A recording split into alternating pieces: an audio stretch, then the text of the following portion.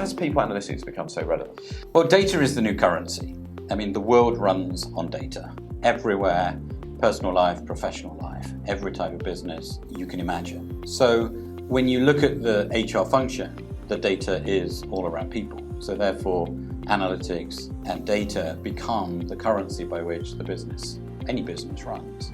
But there are bigger reasons as well. Data has become the currency because you can analyze things more quickly now than you ever could. Data is useful because it becomes fact-based and it becomes something unequivocal as opposed to opinion, judgment, and other things. As the HR profession has developed in the world and become more equivalent to other functions, it runs more on the data, and the data is about people, and therefore people analytics is becoming the relevant part of a successful HR function in any business. We've both been in this game a while, you longer than me. Obviously, you set up the function at IBM back in 2010, I think. Why are so many organisations still struggling to really get to grips with people analytics? Well, 2010, a long time now, 9 years ago. And that was, I started setting that function up and really making changes around analytics before Instagram was even launched.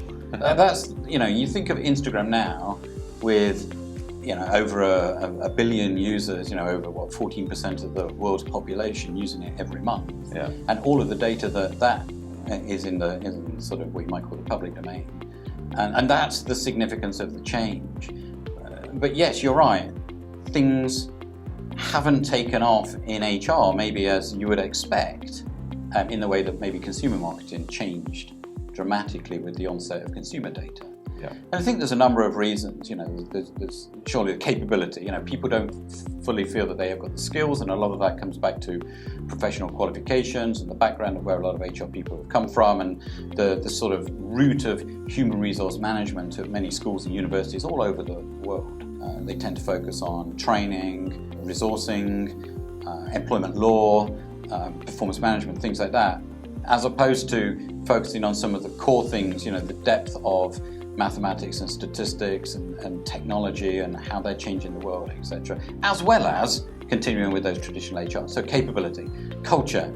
Has the culture of HR as a profession kept up with the change of the world in data? And therefore, is the culture of an HR function supportive to learning and using data? Maybe not so much as other functions. There are things like confidence. A lot of HR people express to me that they just don't feel confident in talking about numerical and quantitative subjects.